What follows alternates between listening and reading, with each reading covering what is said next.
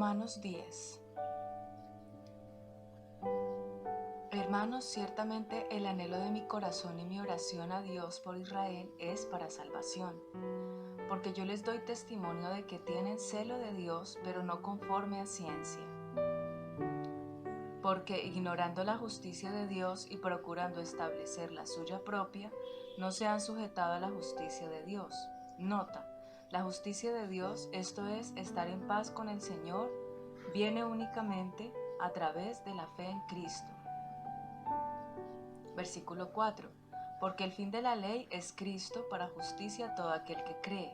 Nota, algunos consideran que Cristo es el fin de la ley en el sentido de que Él constituye la meta y representa la consumación de ésta. Sin embargo, la ley se refiere aquí al sistema de obtener la justificación por nuestros esfuerzos. Cristo es ciertamente la realización perfecta de todo lo que pide la ley, pero también el fin de la ley como vía de alcanzar la justicia para todo aquel que cree.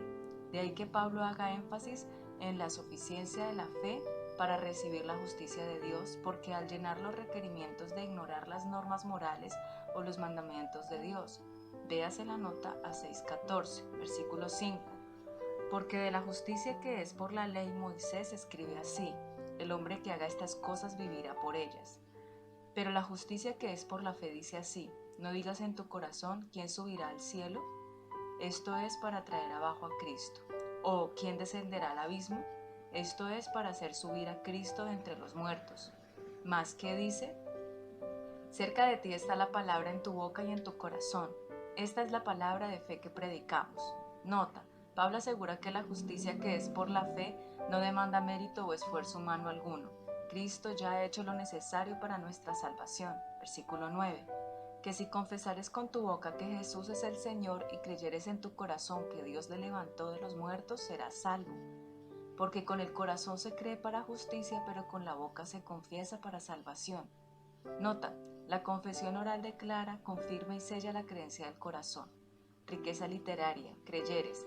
La forma verbal de fe significa confiar en, tener fe en, estar plenamente convencido de, reconocer, depender de alguien. Es más que creer en las doctrinas de la Iglesia o en artículos de fe. Expresa dependencia y confianza personal que deviene en obediencia. El vocablo implica sometimiento a la voluntad de Dios y una confesión positiva del señorío de Jesús.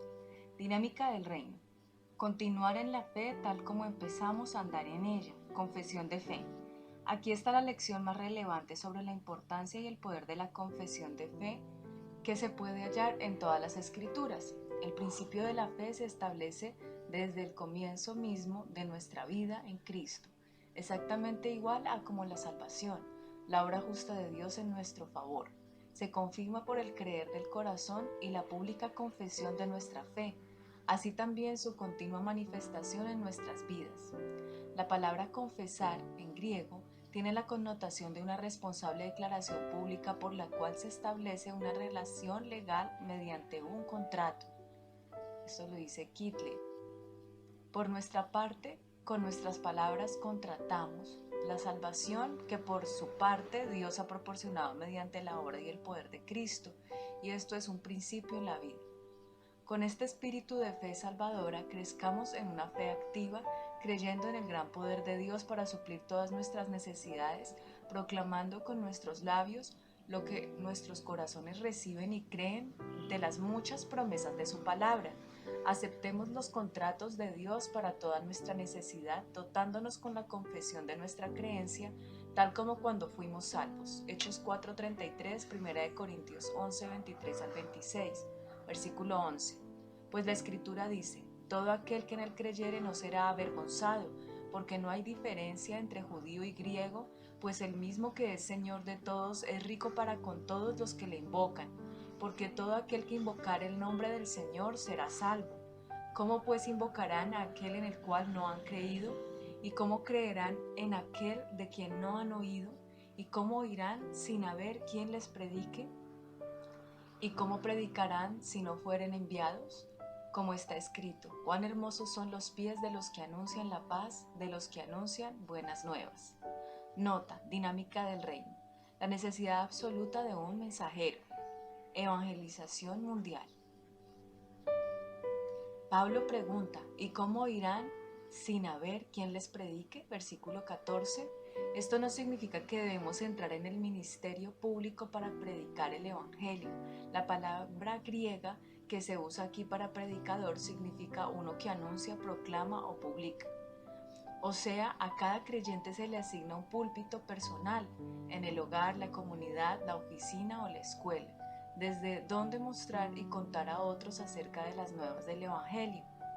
En 1.14 Pablo declara, soy deudor, y así alude acertadamente a su sentido de obligación. ¿Por qué? Él responde en Efesios 2, el hombre está muerto y necesita vida, versículo 1. El hombre va por un camino de destrucción y necesita liberación, versículo 12. El hombre vive sin esperanza y está en necesidad de Dios, versículo 13. Está separado de Dios y necesita de Cristo, versículo 14. Jesús constituye la evidencia de la necesidad del hombre. Este se halla perdido y necesita ser encontrado. Lucas 19:10. La respuesta está aquí. Alguien necesita ser enviado a predicar de modo que la gente pueda oír y creer. No hay otro camino. Romanos 3:23, 2 Corintios 10, 15, 16. Versículo 16. Mas no todos obedecieron al Evangelio, pues Isaías dice, Señor, ¿quién ha creído a nuestro anuncio? Así que la fe es por el oír y el oír por la palabra de Dios. Nota, como normalmente operan las cosas de Dios, la gente no llega a la fe a menos que lea la Biblia o alguien le hable del mensaje del Evangelio que ella contiene. Según la palabra de Dios, el Espíritu Santo usualmente despierta una respuesta de fe dentro de nosotros y es la confiabilidad de esta palabra en la que hacemos descansar nuestra fe. Las palabras de la Escritura son palabras de vida eterna, véase Santiago 1:18, 1 de Pedro 1:23. Esta es la razón por la que es absolutamente necesario predicar el Evangelio, véase versículo 14, versículo 18. Pero digo, ¿no han oído? Antes bien por toda la tierra ha salido la voz de ellos, y hasta los fines de la tierra sus palabras. También digo, ¿no ha conocido esto Israel? Primeramente Moisés dice, yo os provocaré a celos con un pueblo que no es pueblo, con pueblo insensatos provocaré a ira.